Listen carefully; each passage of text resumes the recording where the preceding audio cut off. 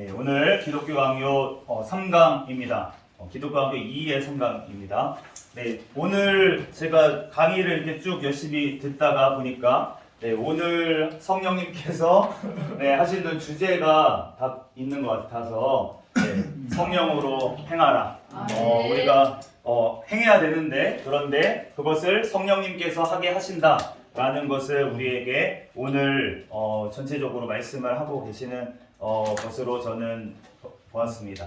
그래서 우리가 지난 시간에 이제 원죄에 대해서 우리가 살펴봤는데 우리가 태초의 아담, 최초의 아담은 실제적으로 우리가 자유의지를 가지고 있었다. 어떤 자유의지입니까? 하나님 앞에 순종을 할 수도 있고 또 불순종을 할 수도 있는 그러한 자유의지, 전적인 자유의지를 가지고 만들어진, 그러니까 하나님께서는 죄를 만들지 않으셨어요. 죄를 하나님께서 창조하신 것이 아니고 하나님께서 본성적으로 사람이 죄를 지을 수 있게 만든 것이 아니었고 처음에 태초에 하나님께서 사람을 지으실 때는 자유의지를 주셔서 하나님 앞에 순종할 수도 또 불순종할 수도 있도록 하나님께서 만드셨다. 그런데 사람이 자발적으로 불순종을 선택함으로 말미암아 아담이 태초에 죄를 지음으로 말미암아서 결국은 우리에게 이제 이것이 하나님 앞에 죄가 들어오고 사망이 들어오게 되는 결과를 가져왔는데, 그런데 이 아담 이후로부터 태어나는 모든 사람에게는 이 아담의 불순종의 죄와 사망이 전가가 되어서 우리에게 가지고 태어나게 됨으로 말미암아서 마치 죄가 원래부터 있었던 것처럼 죄가 본성적으로 우리 안에 내재된 채로 그렇게 태어나게 되었다. 그것을 우리가 전적 타락이라고 얘기를 하고, 우리는 그러니까 죄인이라는 거죠. 우리는 원죄로 말미암아 모두 다 죄인이다. 모두 다 인류는 죄인이고 죄인으로 태어나고, 그렇기 때문에 죄인이기 때문에 죄를 짓는다라는 것입니다. 우리가 죄를 지었기 때문에 죄인이 되는 것이 아니라 하나님께서 성경을 통해서 우리에게 말씀하시는 것은 너네가 죄인이기 때문에 지금 죄를 짓고 죄의 열매가 너네의 삶 가운데 나오는 것은 너네가 지금 이 원죄로 말미암아서 자유의지를 잃어버리고 그래서 모두 다 죄인이 돼서 본성적으로 하나님이 만드신 죄는 아니지만 아담 이후로부터 태어난 모든 사람들에게는 본성적으로 죄를 가지고 태어나기 때문에 전적으로 타락했기 때문에, 그렇기 때문에 죄를 짓고서 살다가 영원한 심판 가운데 놓이게 됐던 것이 바로 인류의 현 주소다. 그런데 이것을 결국은 우리 주 예수 그리스도께서 끊으셨다. 그래서 이제는 아담이 아니라 둘째 아담이신 예수 그리스도의 순종으로 말미암아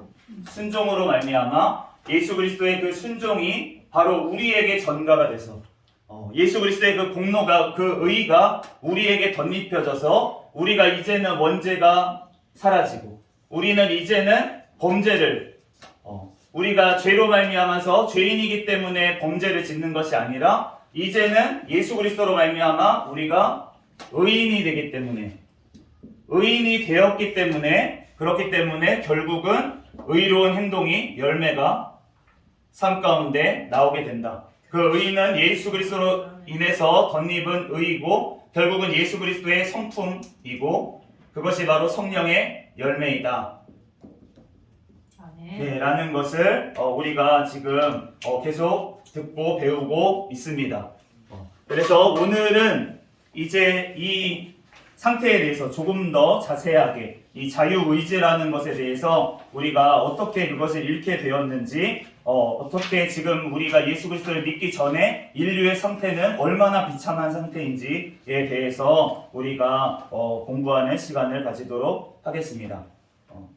우리 나란도드림 프린트물 한번 보시면 제2장 한번 제목을 한번 읽어보겠습니다. 사람은 이제 의지의 자유를 강탈당한 채 비참한 노예 상태로 넘겨졌음. 아까 전에 우리가 첫 교시에 배운 것처럼 마태복음에 나오면은 28가지 그러한 지옥 같은 삶이 나온다고 그렇게 배웠는데, 그런데 결국은 그 지옥 같은 삶을 왜 살고 있습니까? 우리가 죄와 사망의 노예 상태에, 비참한 상태에 넘겨졌기 때문에 우리는 더 이상 의의를 행할 수도 없고 우리의 힘으로 구원을 받을 수도 없는 비참한 노예 상태, 죄의 노예, 마귀의 노예로 인해서 우리가 죄로 인해 마귀와 함께 지옥의 심판을 피할 수 없는 상태, 그 상태로 결국은 넘겨져 버렸다. 그것이 바로 우리가 얘기하는, 신학적으로 얘기하는 전적 타락했다라고 하는 표현이 바로 여기서 나오는 것입니다. 그래서 1번 한번 같이 읽겠습니다. 시작. 자유의지 문제를 논하는 당위성.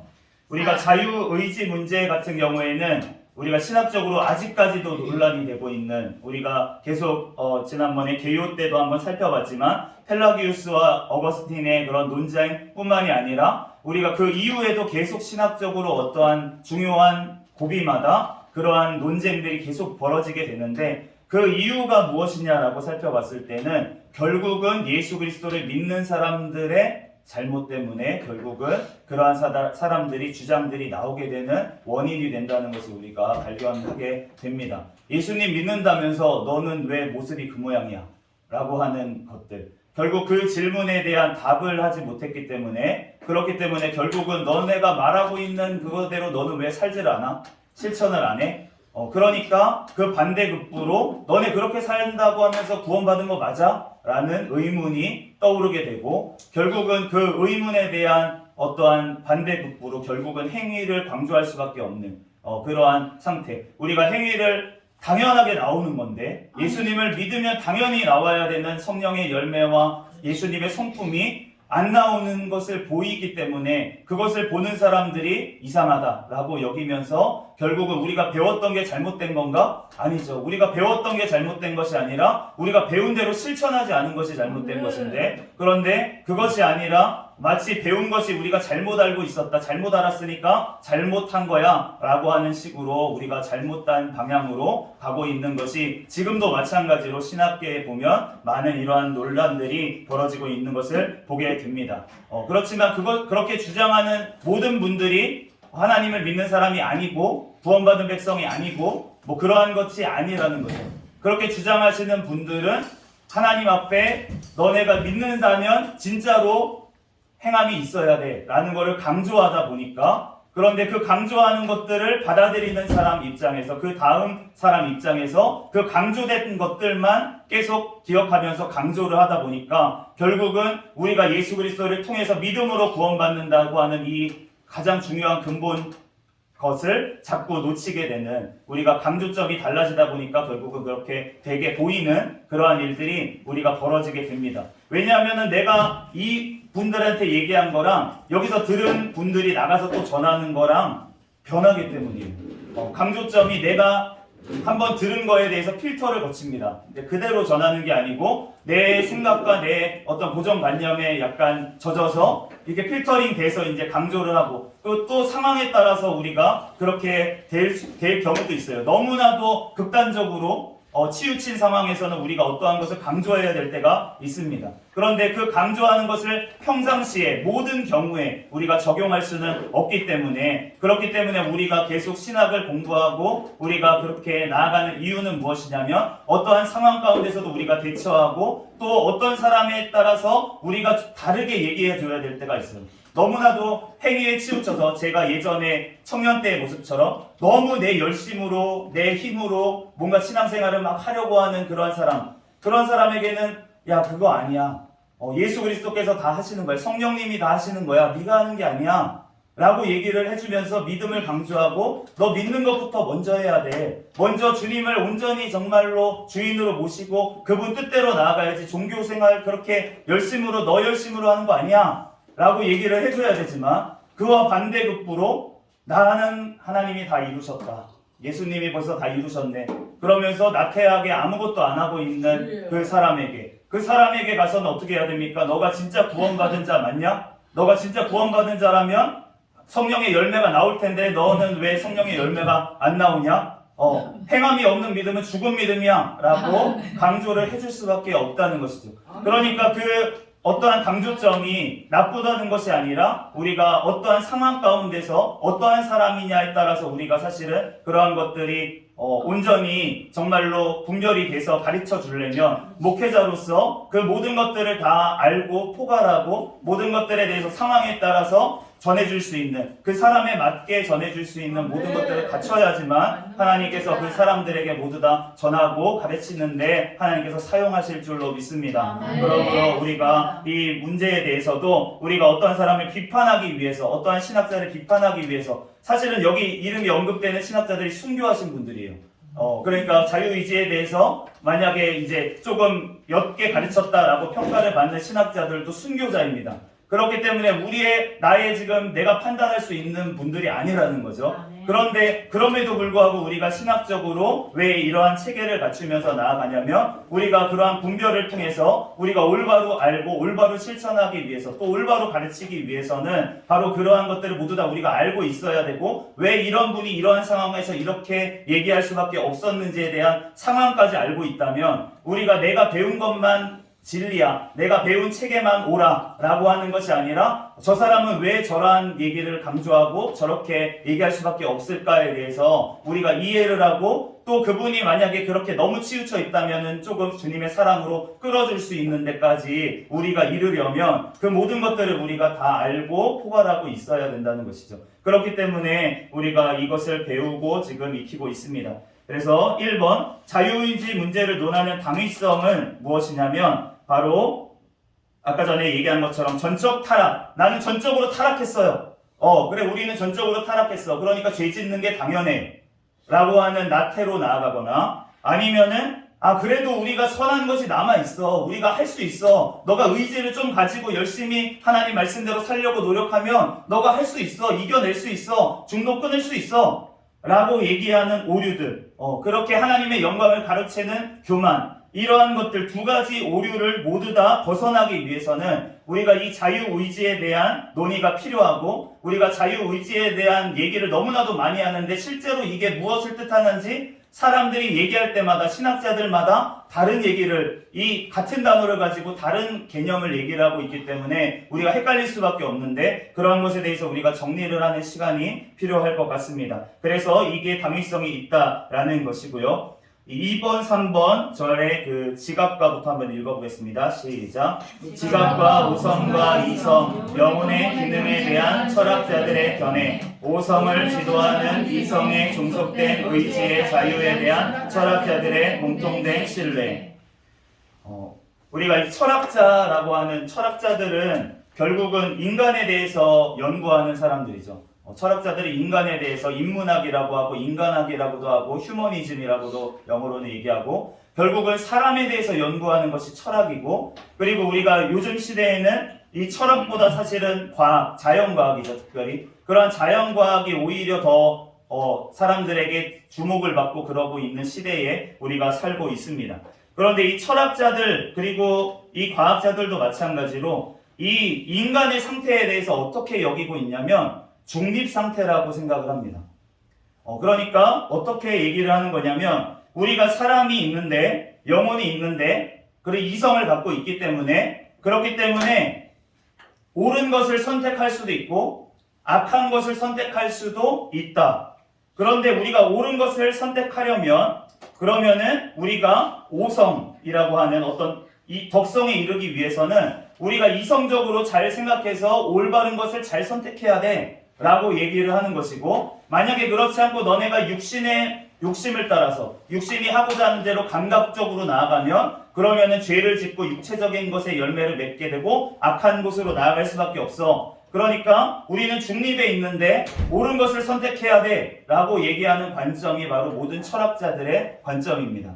그런데 하나님은 성경에서 그렇게 얘기하고 있지 않습니다. 우리의 상태는 전적으로 타락했고 원죄로 말미암아 죄를 지을 수밖에 없는 비참한 상태, 심판을 받을 수밖에 없는 상태에 우리는 놓여 있다라고 하는 그 출발점부터 다르기 때문에 우리가 이러한 오류들이 나오게 되는데요. 골로새서 2장 8절 말씀을 읽어보겠습니다. 누가 철학과 헛된 속임수로 너희를 사로잡을까 주의하라. 이것은 사람의 전통과 세상의 초등학문을 따름이요 그리스도를 따름이 아니니라. 아멘. 우리가 이 철학이나 이러한 것들 중에서 우리가 철학적 어떤 사고와 방법은 우리가 구별을 해야 됩니다. 사실은 우리가 신학자들, 우리가 얘기하고 있는 지금 칼빈이나 아니면 어떠한 신학자들도 철학적 사고의 그 방법에 바탕을 두지 않고 얘기하는 사람은 없습니다. 그러니까 우리가 의식하고 있던 의식하고 있지 아니하던 우리가 철학적인 단어들을 사용합니다. 예를 들어서 전적 타락, 자유의지, 이러한 어떤 단어가 어디서부터 개념이 나왔냐면 결국 철학에서부터 나왔거든요. 그러니까 로고스라는 우리가 성경에 나오는 그 예수 그리스도를 나타내는 말씀이라고 하는 그 단어도 사실은 철학에서 사용하고 있던 헬라 문화권에서 사용하고 있던 개념을 가져와서 그분이 바로 너네가 지금 생각하고 있는 그 말씀 로고스, 이 모든 세계 만물을 다스리는 그분이 바로 예수 그리스도다 라고 얘기하는 의미에서 그 로고스라는 단어를 가져와서 말씀이라고 우리에게 번역된 그 말씀을 우리에게 가르쳐주는 것처럼 우리가 세상에 있는 사람들에게 복음을 전하기 위해서는 그 사람들이 어떠한 언어를 쓰는지를 알아야 돼요. 그래서 우리가 젊은 사람들이 어떠한 언어를 쓰는지도 사실은 문화 가운데 있는지도 우리는 알아야 됩니다. 그래야지만 그들에게 복음을 전할 수가 있기 때문에, 그렇기 때문에 알아야 되는데, 그런데 안다고 하는 것과 그러한 것들을 따른다고 하는 것은 전혀 다르다는 것이죠. 우리가 세상의 철학을 알아야 되고 그 철학에 대해서 우리가 방법적으로 알고 우리가 복음을 전하는데 그걸 사용해야 되는데, 그런데 그 방법을 사용하는 것이 아니라 그들의 사상, 이 그 밑 기저에 깔려있는 사람은 선하고 사람은 할 수 있고 사람은 능력이 있고 라고 하는 사람 위주의 인본주의적인 그러한 사상이 녹아져 있기 때문에 우리는 그런 것들을 구별할 수 있는 눈이 있어야지만 그것을 올바르게 우리가 사용을 할 때는 사용하고 우리가 또한 그런 것들을 분별해야 될 때는 분별할 수 있는 그러한 눈이 생긴다는 것이죠. 그렇기 때문에 이러한 철학자들의 그러한 모습들에 대해서 우리가 구별을 해야 된다. 4절, 아우구스티누스를 제외한 자유의지에 대한 교회 저술가들의 입장의 난맥상. 아까 전에 얘기한 것처럼 여기 크리소스토무스라고 하는 이러한 분들이 아까 전에 얘기한 것처럼 순교를 하신 분들입니다. 그런데 이러한 분들이 어떻게 얘기했는지 한번 읽어보겠습니다. 시작. 하나님은 선한 것들과 악한 것들을 우리 권세 안에 두셨으므로 선택의 자유의지를 부여하셨다. 우리는 하나님의 은혜로 도움을 받지 않는 한 그 무엇 하나도 제대로 행할 수 없다. 마찬가지로 우리의 몫을 다하지 않는 한 위로부터 내려오는 그 어떤 호의도 얻을 수 없다. 우리의 것을 드리자. 하나님이 나머지를 채우실 것이다. 이분이 했던 이 말 그냥 들으면 아멘이 되지 않습니까? 그리고 아멘이 될 뿐만 아니라 이분이 순교자였다는 것을 우리가 알게 된다면 그러면 이분이 했던 어떠한 맥락을 알게 되죠. 우리가 이분이 어떠한 마음으로 했겠습니까? 정말 예수 그리스도를 위해서 우리가 목숨을 걸고 십자가를 지고 나아가야 된다. 그것을 그런 핍박 중에 있는 상황 가운데서 강조하기 위해서는 이렇게 얘기할 수밖에 없다. 너네가 의지를 가지고 나아가야 돼. 우리가 정말 예수 그리스도를 믿는 자들은 하나님을 온전히 따르는 열심으로 우리가 나아가야 돼. 이러한 어려움도 이겨나가야 돼. 라고 강조하는 입장에서는 충분히 이렇게 얘기할 수 있겠다라는 것을 우리가 이해를 해야 된다는 것이죠. 그러면서도 우리가 분별하는 것은 우리가 온전히 분별을 하면서 우리가 가야 된다라고 하는 것입니다. 그래서 이 아우구스티누스, 우리가 이 칼빈도 계속 이제 어떻게 보면은 조금 인용을 많이 하는 어거스틴의 이야기를 한번 읽어보겠습니다. 뒷장에 있습니다. 한번 읽어보겠습니다. 시작. 은혜의 도움을 받아 선을 선택하고 혹은 은혜가 없으면 악을 선택하는 이성과 의지의 기능을 자유의지라고 어거스틴은 표현을 했습니다. 그러니까 아까 전에 그러한 주장들은 어떻게 되냐면 그분은 올바르게 전했을지 모르겠어요. 어떠한 것을 강조하기 위해서 그렇게 얘기했을 수 있는데 그런데 그 이후의 세대들이 그의 글을 보면서 이것을 어떻게 나아가냐면 점점 지각적인 부분만 우리가 부패되었구나. 내가 의지나 아니면 이성이나 이러한 부분들은 남아있기 때문에 우리가 올바른 것을 선택하는 것, 그것을 우리의 힘으로 할 수가 있는 거구나. 내가 의지를 가지고 그것을 따르면 되는구나 라고 잘못된 방향으로 이러한 주장들이 강조되고 그렇게 확산될 수가 있다라는 것입니다. 그렇기 때문에 아우구스티누스가 얘기했던 것처럼 우리가 하나님의 은혜를 받아야지만 선을 선택할 수가 있고, 우리가 하나님의 은혜가 없으면 악을 선택할 수밖에 없는 우리는 전적으로 타락한 죄인이다 라는 것을 우리가 이렇게 확실하게 구분을 하고 얘기를 할 때 우리가 그러한 오류에 빠지지 않게 된다라고 지금 칼빈은 얘기를 하고 있습니다. 그래서 이 의지와 자유에 대한 여러 가지 이견들, 신학자들 간에도 여러 가지 이견들이 있는데 그런데도 불구하고 거기서 우리가 이견들을 볼 때 한 가지 구별해야 될 것이 있는데, 우리가 다음 주에 우리가 보게 될 것이 바로 그것입니다. 일반 은총이라는 것입니다. 그러니까 일반 은총, 너네가 전적으로 타락했고 너네가 자유의지가 없어 라고 했을 때 그거에 대해서 어떤 분들은 반박을 하는 거예요. 야, 나 오늘 짬뽕 먹을지 짜장면 먹을지 선택했는데 내가 나가서 오늘 요즘 나라가 어려운데 내가 나가서 시위를 할지 아니면 교회에서 기도를 할지 내가 선택을 했는데 나는 그런 자유의지를 하나님이 주셨어. 우리가 왜 그런 걸 선택할 수 없어? 내가 오늘 아침에 일어나서 스마트폰을 볼 건지 성경을 볼 건지 내가 선택을 했는데 라고 하는 식으로 잘못된 오해로 인해서 그렇게 얘기할 수가 있다는 것이죠. 그런데 칼빈은 그러한 것들에 대해서 자유가 없다고 얘기한 적이 없다는 것입니다. 그 자유의지라고 하는 것에 대해서 우리가 온전히 어떠한 방면에서 자유의지를 얘기하고 있는지를 우리가 확실히 알아야지만 그러한 이견들에 대해서 조금 다른 의견인지 아니면 완전히 잘못된 생각으로 잘못 얘기하고 있는 것인지에 따라서 우리가 구별해서 가르쳐 줄 수가 있는 것이죠. 그렇기 때문에 우리가 그러한 것들을 알아야 되고, 그래서 이 자유의지를 논할 때 세상에서의 어떤 행위의 차원이 아니라는 것입니다. 그래서 하나님의 법에 순종하는지 안 하는지, 하나님의 법에 순종할 수 있는 자유의지를 얘기하는 것이지, 그것이 아니라 세상에서 어떠한 일들을 향하는 행위에 대한 어떤 의지를 얘기하는 것이 자유에 대한 것이 아니다라는 것을 우리가 구별을 해야 된다는 것입니다. 7절에 사람이 자유로운 선택으로 행악함을 지적한다고 해서 자유의지를 인정하는 논거가 될 수 없음. 조금 어렵죠? 거기 밑에 한번 실로부터 읽어보겠습니다. 시작. 실로, 사람은 강제로 죄를 섬기는 것이 아니라 자원에서 노예가 되어 자기 의지를 죄의 족쇄에 묶이도록 한다니 그 얼마나 대단한 자유인가. 사람의 천성은 자발적으로 거짓에 비우는 경향이 있어서 다수의 말들을 통하여 진리를 이끌어내기보다 한 짧은 단어에서 오류를 불러내는데 더 기민하다. 여기에서 우리는 자유의지라는 너무나 짧은 말 한마디를 가지고 기대 이상으로 확실하게 이러한 경험을 하게 된다. 저 고대 저자들의 뒤를 이은 계승자들은 거의 모두가 이 단어의 어원에만 집착한 나머지 파멸적인 자기 신뢰로 빠져들고 말았다. 우리가 방금 얘기했던 그러한 흐름들에 대해서 칼빈이 설명을 하고 있는 것입니다. 그러니까 우리가 타락한 이후로는 죄로부터 자유가 없다는 것이죠. 모두 다 죄 아래 있고 그렇게 죄만 짓는 자유, 그게 무슨 자유냐라고 지금 칼빈은 얘기를 하고 있는 것입니다.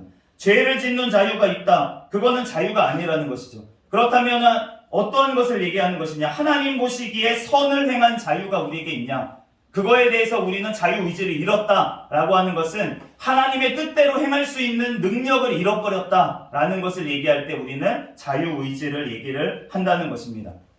8번에 타락한 인류에게 은총이 없다면 자유의지가 존재하지 않는다라고 하는 어거스틴의 견해입니다. 그는부터 한번 읽어보겠습니다. 그는 추호의 의심도 없이 자유의지를 노예라고 부른다. 그 의지가 그것이 빠져든 악의 지배되었을 때에 사람의 본성은 그 자유의 흠결을 갖기 시작하였다. 또한 사람이 자유의지를 나쁘게 사용하였을 때에 자기 자신과 자기의 의지가 모두 파멸되었다. 또한 아우구스티누스는 사람은 조성될 때에 자유의지를 받았으나 죄를 지음으로써 그것을 잃어버렸다라고 어느 곳에서 단언한다. 이 간단한 말에 자유의지가 자유를 잃고 노예가 된 모든 원인이 죄라는 사실이 뚜렷이 천명되어 있다. 결국은 우리가 타락한 본성 가운데 가지고 있는 것은 자유의지가 아니라 노예의지다라고 어거스틴이 표현을 했고, 바로 우리가 죄의 종으로 넘겨져서 죄 가운데 살다가 그렇게 나아가고 있다라는 것을 얘기하고 있습니다. 로마서 6장 20절 말씀과 같습니다. 읽어보겠습니다. 너희가 죄의 종이 되었을 때에는 의에 대하여 자유로웠느니라. 그러니까 자유의지를 얘기하고 예수 그리스도 없는 자유의지, 그러한 자유의지는 바로 죄를 짓는 데 쓰는 자유밖에 되지 않는다. 결국은 의에 대해서 자유로운 자유의지를 지금 세상 철학자들은 얘기하고 있다라고 하는 것입니다. 그렇다면 우리가 어떻게 돼야 되는지 이렇게 말씀하고 있습니다. 여기에는부터 한번 읽어보겠습니다. 시작. 여기에는 그의 분명한 고백이 있다. 성령이 없다면 사람의 의지는 자유롭지 않다. 왜냐하면 그것은 속박하고 지배하는 욕심 아래에 놓여있기 때문이다. 또한 하나님의 의는 율법이 명령하고 사람이 마치 자기 힘으로 행동하듯이 할 때가 아니라 자유롭지 않았던 의지가 성령이 도우심으로 하나님의 의에서 자유롭게 되어 순종할 때에 성취된다. 우리가 성령님이 없으면 결국은 사람의 의지는 자유롭지 않다. 죄에 묶여서, 원죄에 묶여서 죄 가운데 살 수밖에 없다. 그런데 진리의 영이신 성령 하나님이 우리 가운데 임하시면 우리를 자유롭게 한다라는 것을 지금 얘기하고 있습니다. 고린도후서 3장 17절 말씀 읽어보겠습니다. 시작. 주는 영이시니 주의 영이 계신 곳에는 자유가 있느니라. 우리가 죄를 안 지을 수 있는 것은 성령님이 나와 함께 하셔야지만 우리가 죄를 이기고 죄를 이길 수가 있고 안 지을 수가 있다는 것이죠. 요한복음 15장 5절 말씀도 읽어보겠습니다. 나는 포도나무요 너희는 가지라. 그가 내 안에 내가 그 안에 거하면 사람이 열매를 많이 맺나니 나를 떠나서는 너희가 아무것도 할 수 없음이라. 이 말씀을 우리가 아까 전에 잘못된 오해로 살펴보면, 너네가 예수님을 떠나면 아무것도 할 수 없다고요? 나 죄 지을 수 있는데요? 나 밥도 먹을 수 있는데요? 그러한 것을 얘기하는 것이 아니라는 것을 우리는 알게 됩니다. 너희가 아무것도 할 수 없다라고 하는 것은 바로 하나님의 뜻대로 아무것도 할 수 없다. 하나님의 선을 아무것도 할 수 없다. 하나님의 의를 아무것도 이룰 수 없다라고 얘기하시는 것이지, 이 세상에 있는 일들을 얘기하고 있는 것이 아니다 라는 것을 우리가 알게 됩니다. 그러므로 이 자유의지라는 것은 선을 행한 하나님의 뜻대로 행할 자유의지를 얘기하고 있는 것이다 라는 것을 우리가 한 번 더 이해할 수가 있겠습니다. 그래서 우리는 예수 그리스도 안에서 생명의 성령의 법으로 죄와 사망의 법에서 해방된 줄로 믿습니다. 네. 9절에는 이 교부들에 대해서 자유의지에 대한 올바른 입장을 주장했던 몇몇 교부들을 얘기를 하는데, 아까 전에 우리가 언급했던 잘못된 예로 나왔던 크리소스토무스가 여기서는 올바른 입장이라고 하면서 다시금 얘기를 하고 있습니다. 모든 사람은 본성상 죄인일 뿐만 아니라 전부가 죄다. 본성상 우리 원죄를 갖고 태어난 아담 이후의 모든 사람들은 결국 다 죄인일 뿐만이 아니라 하는 일 모두가 죄다. 그런데 우리가 이런 것을 봤을 때 아닌 것 같은 예들이 있습니다. 예를 들면은 예수님을 믿지 않는 사람이고 타종교 사람인데 너무나도 선하게 살아요. 예를 들면 구제를 너무나도 많이 하고 다른 사람을 위해서 헌신된 삶을 살고, 자기 목숨을 내어놓기까지 선교를 위해서 자기 목숨을 내어놓고 의료 선교를 하다가 그렇게 순교를 한다고 그렇게 하는 그러한 사람들을 봤을 때 우리가 저분은 이상한 자유주의 신학자라고 했는데 저렇게 헌신된 삶을 살았어. 그런데 어떻게 저 사람이 지옥 갔다고 할 수가 있어? 라고 하면서 우리가 헷갈리는 경우가 굉장히 많이 있다는 것입니다. 그런데 우리가 하나님을 떠나서 하는 모든 행동은 모두 다 죄일 수밖에 없다라고 하는 것은 예수님께서 우리의 행동을 얘기하는 것이 아니에요. 우리가 행동을 얘기하는 것이 아니라 하면 어떤 것을 얘기하시고 있습니까? 산상수훈의 말씀, 우리의 심령 가운데 죄가 있냐 없냐, 그것을 주님께서는 얘기하시고 너네가 바리새인과 서기관들보다 의의가 더 낫지 아니하면 천국에 들어갈 수 없다라는 것은 겉의 행동을 얘기하는 것이 아니라 우리의 심령 가운데 그 죄를 미워하고 그 죄에 대해서 회개하는 애통하는 마음, 그러한 것들이 없는 이상 너네는 천국에 들어갈 수 없다라고 얘기를 하는 것입니다. 우리가 그러한 선을 행하는 사람들의 특성을 보면 이렇습니다. 악을 행하는 사람들을 저주하고 그러한 사람들을 용납할 수가 없어요. 자기가 자기 의로 의를 행하는 사람들, 의를 행한다고 하는 주장하는 사람들, 그러한 사람들은 자기와 같이 의를 행하지 않는 사람들에 대해서 멸시하고 천대하고 박대하고 그런 사람들을 멀리합니다. 마치 서기관들과 바리새인들이 세리나 아니면 창녀들을 보면서 그렇게 정죄하고 판단했던 것과 같은 그러한 모습을 가질 수밖에 없다. 그러므로 우리는 본질상 아무리 겉으로 선한 척 해보려 해도 우리는 결국은 원죄 가운데 태어나고 우리는 우리의 힘으로는 아무것도 구원을 이룰 수가 없는 죄인이라는 것을 우리가 그것을 통해서도 알 수가 있습니다.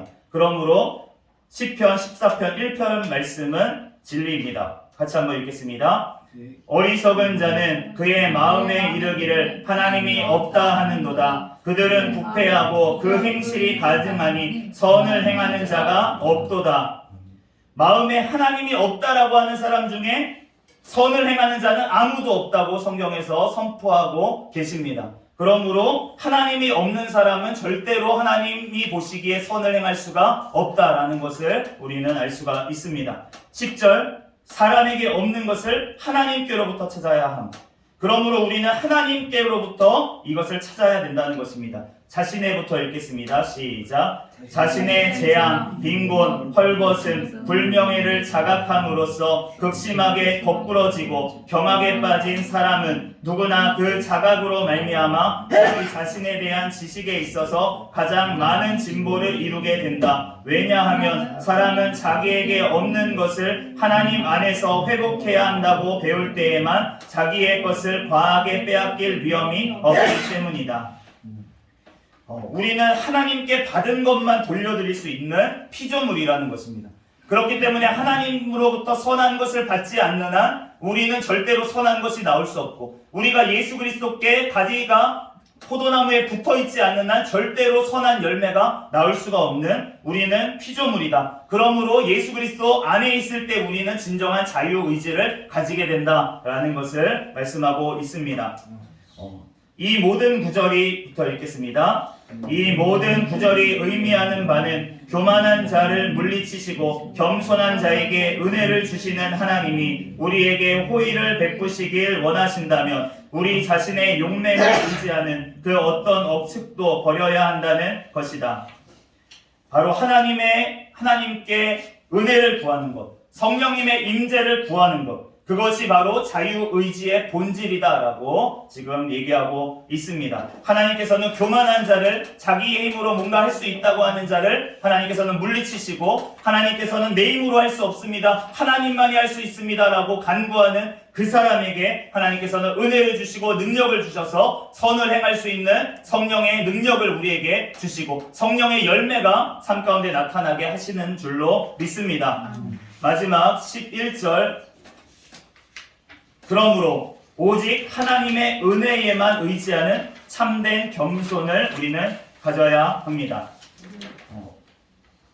우리부터 한번 읽겠습니다. 우리 철학의 근본은 겸손이라고 한 크리소스토무스의 말은 나를 항상 즐겁게 했다. 그러나 아우구스티누스의 말은 더욱더 그러했다. 어느 수사학자는 웅변의 규범들 가운데 첫 번째가 무엇이냐고 질문을 받았을 때 화술이라고 대답했다. 그리고 두 번째도 화술, 세 번째도 화술이라고 대답했다. 만일 당신이 기독교의 규범들에 관하여 묻는다면 나는 항상 첫째도 둘째도 셋째도 겸손이라고 대답하기를 좋아했을 것이다. 그러나 다른 곳에서 아우구스티누스는 사람이 교만과 자만을 삼가기는 하되 여전히 자기에게 어떤 능력이 있다고 느끼고 있다면 그것을 겸손이라고는 할 수 없다고 여기는 반면 겸손 외에는 어떤 피단처로도 도망칠 수 없음을 진심으로 느끼고 있는 것을 겸손으로 여긴다고 선언한다.